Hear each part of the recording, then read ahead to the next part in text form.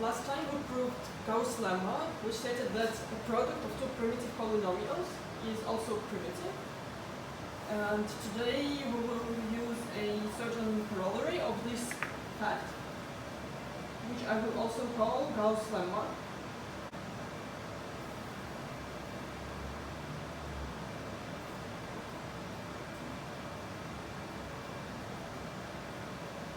And it states that for a unique factorization domain R and for its field of fractions R, a polynomial in R adjoint X of positive degree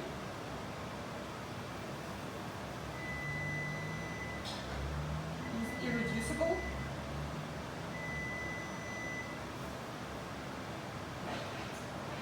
and only if it is primitive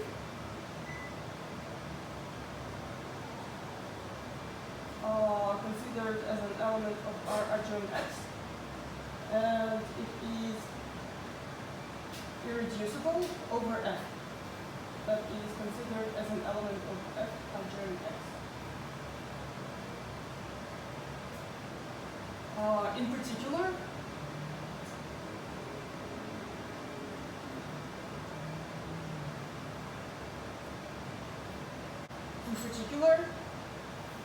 if A is reducible in F adjoint X, then we can also decompose it over R.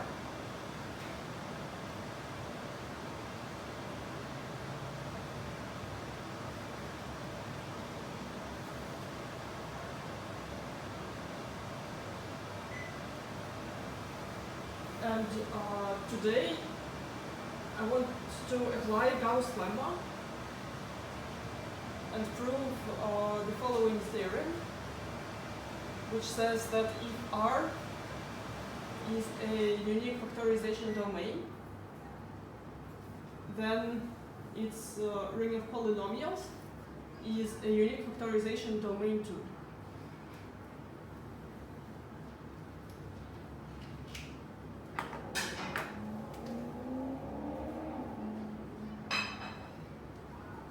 Let me start with the proof.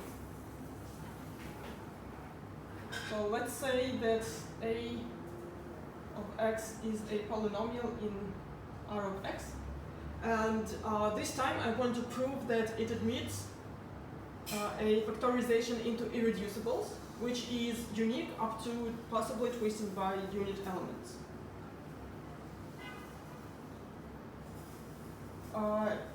If the degree of A is equal to 0, then A is a constant polynomial, so we can consider it as an element of R. And an element of R admits a unique factorization into constants, because R is a unique factorization domain.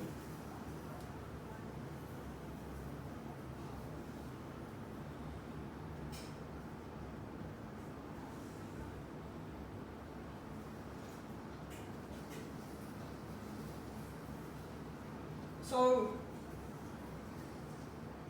now that we are good in this case, we can assume that the degree of A is greater than 0.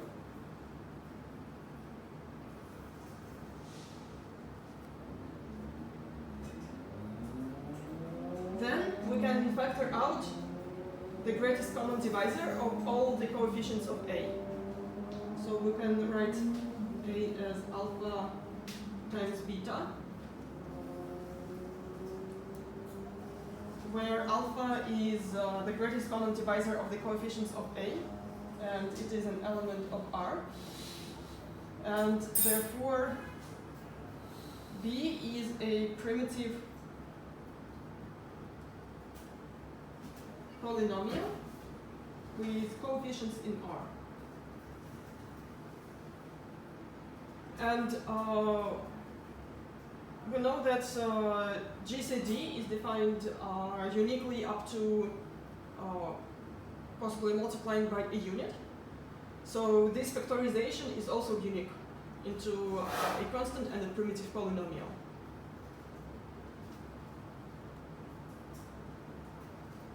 Now, alpha, being an element of R, like here, has a unique factorization.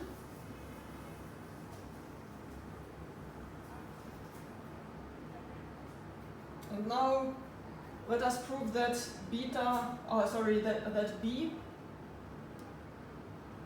admits some factorization.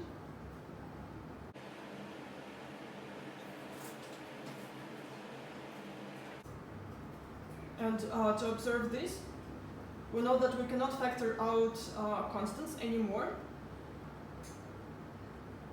So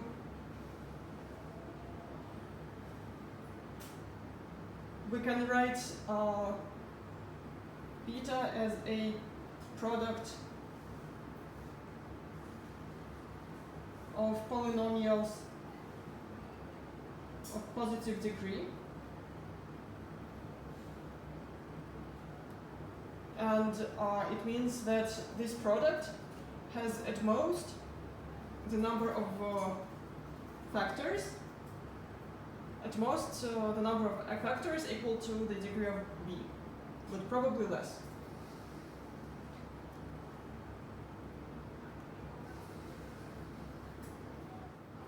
And now I freed up some space to prove uniqueness. So for this, assume that we have two factorizations of B into C1 through Cn and B1 through Bm, where Ci and Bj are irreducible polynomials.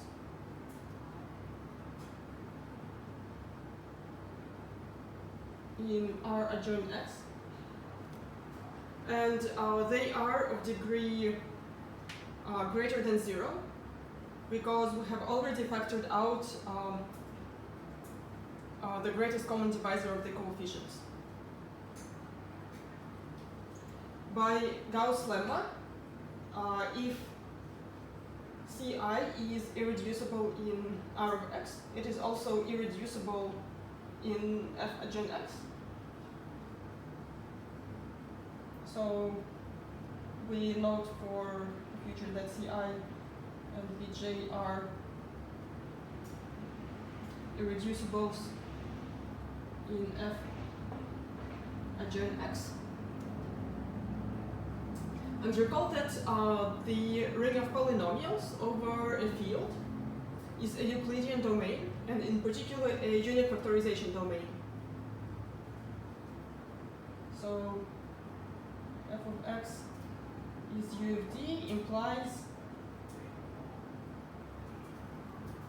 that these factorizations are equivalent, that n is equal to m, and after reordering of the factors, we have that Ci is equal to Ri over Si times Bj, times Bi,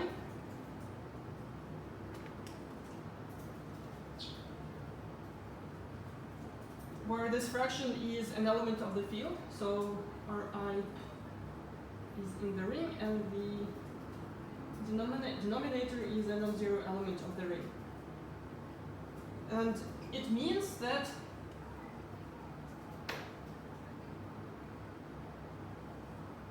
Si times Ci is equal to Ri times Bi in our ring R adjoint X. And since both Ci and Bi are primitive polynomials, so when we take greatest common divisor of the coefficients of both sides, we must get the same number. So the ideal generated by I is equal to the ideal generated by Ri. Or in other words, Si and Ri differ by a unit. Or in other words, Ri is equal to U, some unit, times Si.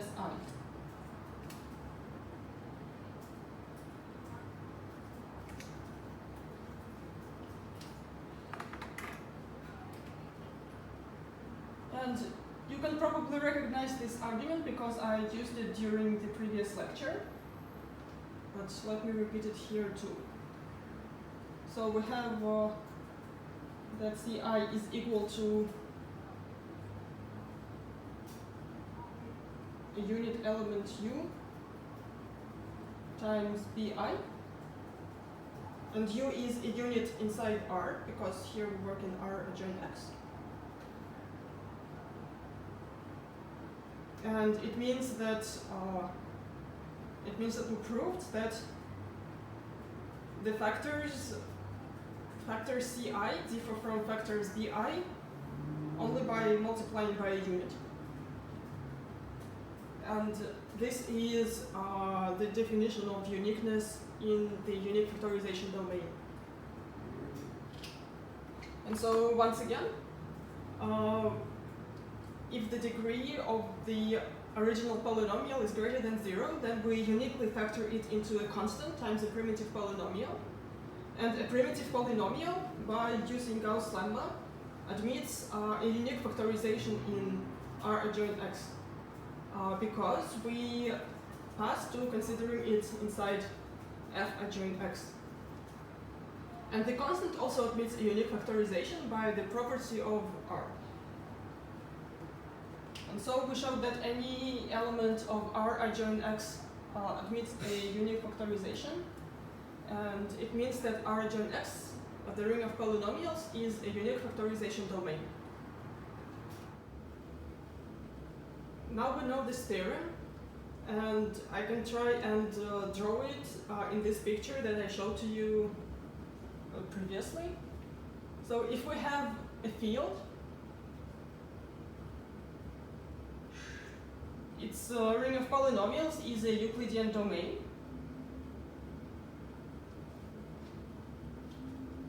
But when we take the ring of polynomials with coefficients in a Euclidean domain, we already skip out of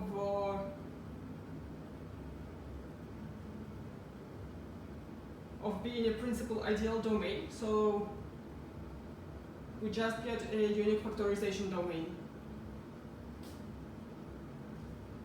But now we stop moving, and when we consider a ring of polynomials with coefficients in the unique factorization domain, it is still a unique factorization domain. And in particular, we immediately get a lot of examples of unique factorization domains. So having any principal ideal domain, we can take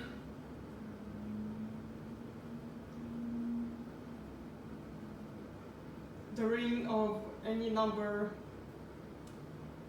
the ring of polynomials of any number of variables with coefficients in this principal ideal domain, or some unique factorization domain.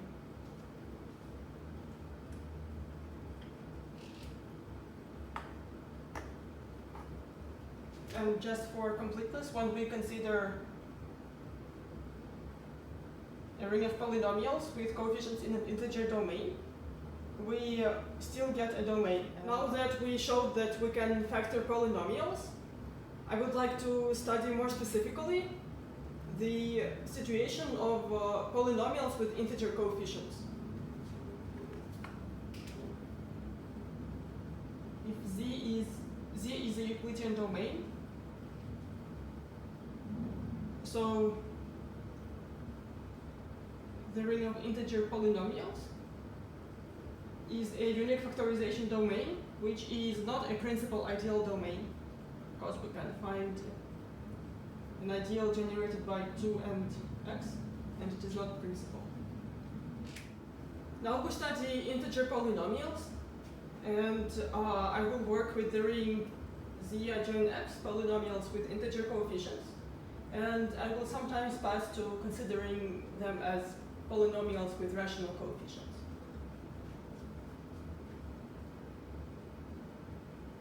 Let us fix a polynomial a of x with integer coefficients and of degree n. So it is an times x to the power n, etc. plus a1 times x plus a0. And an is non-zero, which means that the degree of a is n. Let's say that n is greater than 0. Because if n is 0, it is a constant polynomial, and we know how to factor constants.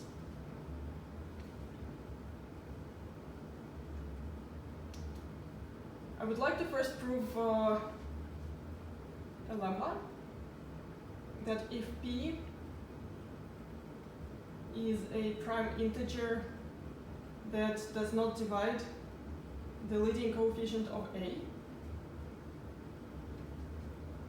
and if phi is the quotient map z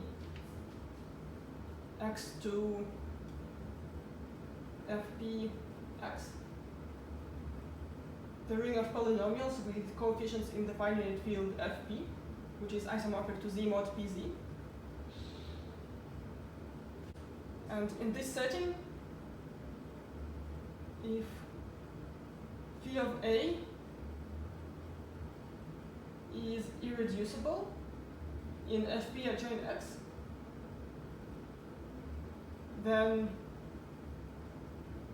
a of x is irreducible in q x.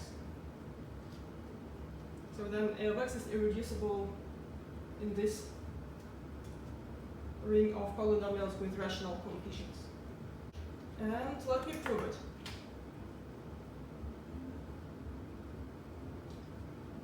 We know that an is not divisible by p.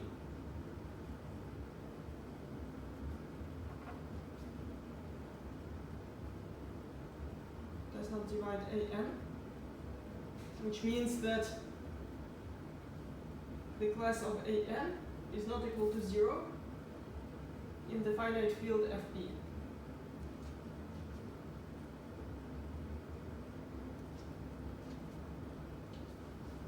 So it means that the degree of phi of a is also equal to n. Now let me prove this claim. I will show the contrapositive. So let me assume that a of x is reducible in qx.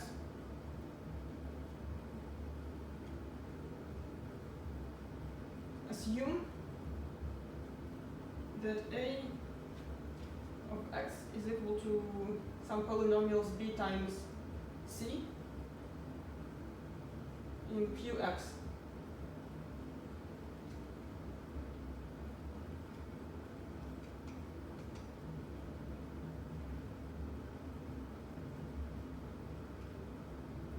By Gauss' lemma,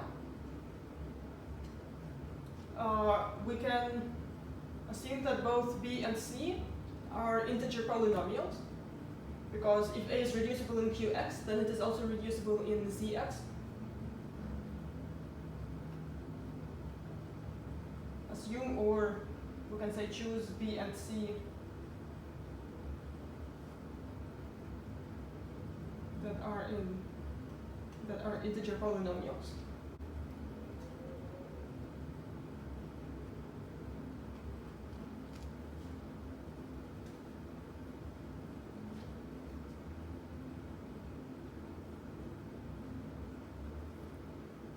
so we have this equality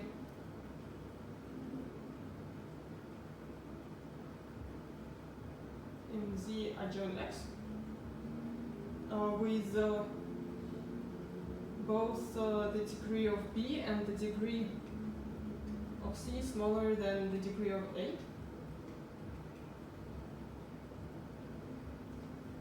But now let us consider phi of A. Because phi is a ring homomorphism, we get that phi of A is equal to phi of B times phi of C. And we know that the degree of phi of A is equal to n, but it is also equal to the degree of phi of B plus the degree of phi of C. And we know that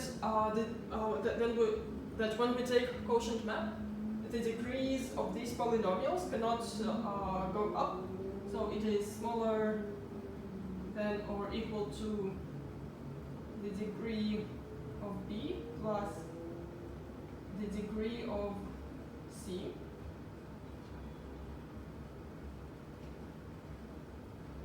But from this equality in Zx, this is also equal to n. And so this equality and this inequality can only happen when the degree of phi of B is equal to the degree of B and the degree of phi of C is equal to the degree of C, which are smaller degrees than the degree of A. And so we get a factoring of phi of A into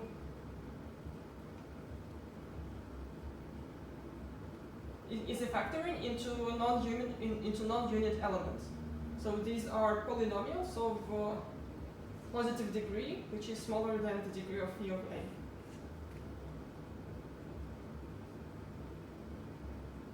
This is a non-trivial factoring. And so I proved the contrapositive. And so if phi of A was irreducible, then A must also be irreducible, considered as a rational polynomial, as a polynomial with rational coefficients. And now I will show a nice criterion for when polynomials with integer coefficients are irreducible. This is called Eisenstein's criterion. So theorem, which formulates Eisenstein's criterion. Let's take a prime integer. Let's take the same polynomial a of x with the non-zero leading coefficient. And let us assume that p does not divide this leading coefficient, but p divides all other coefficients, a n minus 1 through a 0. However, p squared does not divide the constant coefficient, the constant term a naught.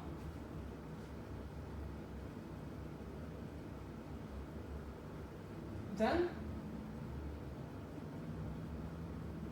this polynomial a of x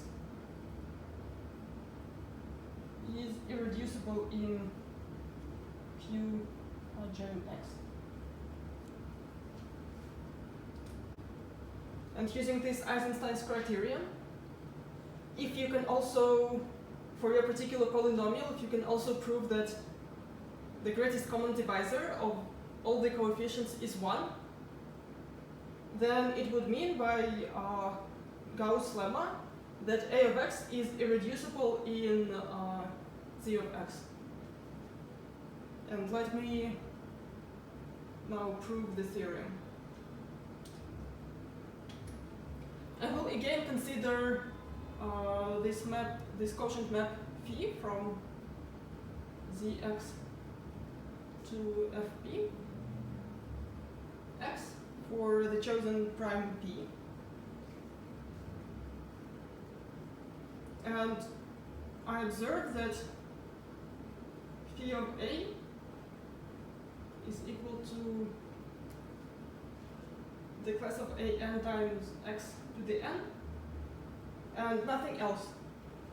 So it's just a monomial because p divides all other coefficients, so all other coefficients go to 0 under this map phi.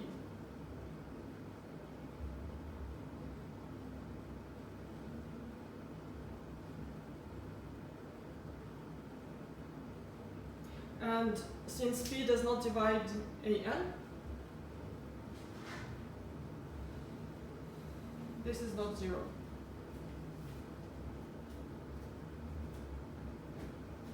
Now, let me again argue by contradiction and assume that A is reducible in Qx. A is equal to B times C in Qx. And B and C are proper factors, so they are of smaller degree. By Gauss' lemma, we can choose B and C to be polynomials with integer coefficients for this factoring.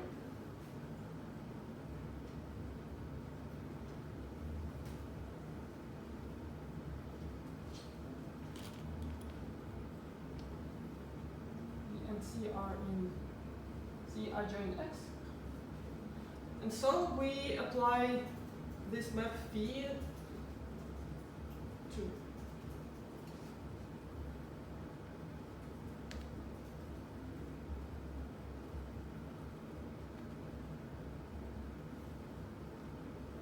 phi of A, which is equal to an times xn. But phi of A is also equal to phi of B times phi of C. And let me study this equality. We see that we have a product of two polynomials in the ring of polynomials over a field. And then this product is a monomial. So we conclude that phi of B and phi of C are also monomials. So it is equal to some leading coefficient B k x to the k, and phi of C is equal to some leading coefficient CL times x to the L, such that k plus L is equal to n, and moreover bk and CL multiply to become an.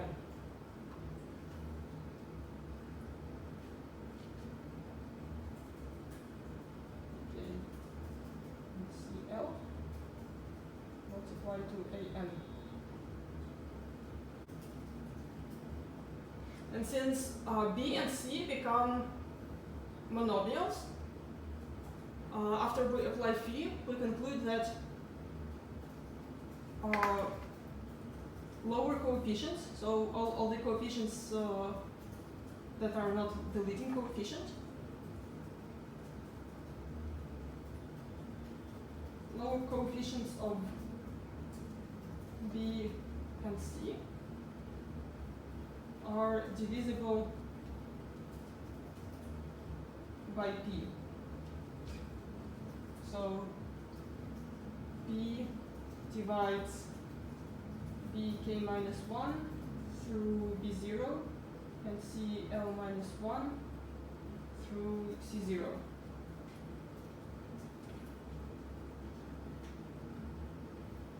But now note that a of x, which is an x to the n plus through a0, is the product of b and c. So it is bk x to the k through b0, and similarly for c, it is cl times x to the l through, and let me just write here its constant term,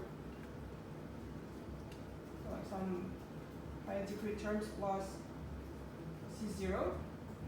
And from the rules of multiplying polynomials, we can calculate that a0 is equal to the product of b0 and c0.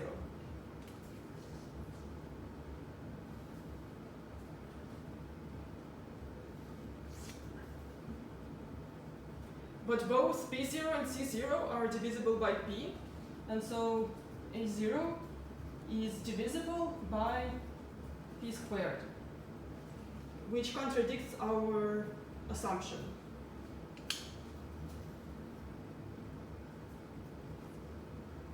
And it means that our assumption that a was reducible in qx was wrong, and so a is irreducible when considered as a polynomial with rational coefficients.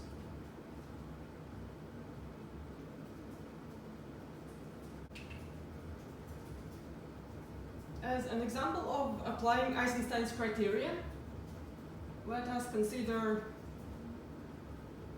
the polynomial x cubed minus 2. It is a polynomial with integer coefficients. And in fact, you have worked with this polynomial in your homework. But in that homework, you could have observed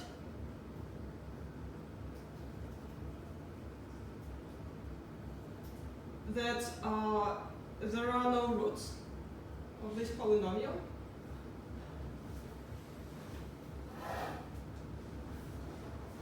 In Z or in Q.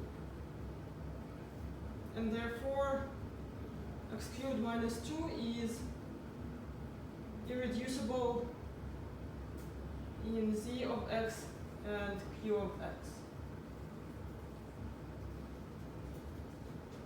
And this is the first way that you could do the problem. The second way is to take the prime to be equal to 2. Then p does not divide the leading coefficient, which is 1. So 2 does not divide 1. So this is correct. Then 2 divides the coefficient by x squared by x, also 0, and minus 2. So this part is also good. And p squared, which is 4, does not divide 2. So all three assumptions in Eisenstein's criterion hold. And so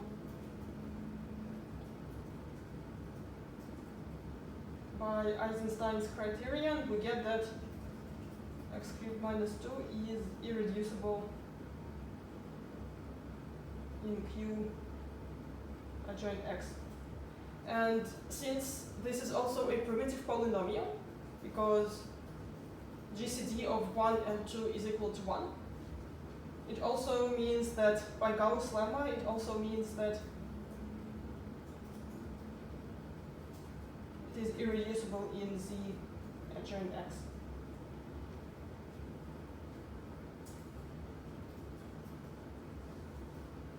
So this works. So although you did not need this criterion for smaller degree polynomials, it would be it is much more. It is much harder to work with higher degree polynomials, for example, x to the power 10 minus 2. And here you cannot use the property that a polynomial of degree 2 or 3 is reducible if and only if it has a root. Because if you want to run the same, if you want to use the same idea here, you would have to work up to irreducible polynomials of degree 5. And it would be hard because over Z you have infinitely many irreducible polynomials of every degree. And so in this case, using Eisenstein's criterion, so using this same method,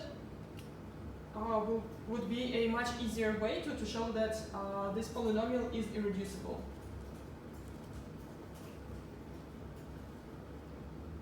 In Z adjoint X, and Q adjoint X by Eisenstein's criterion.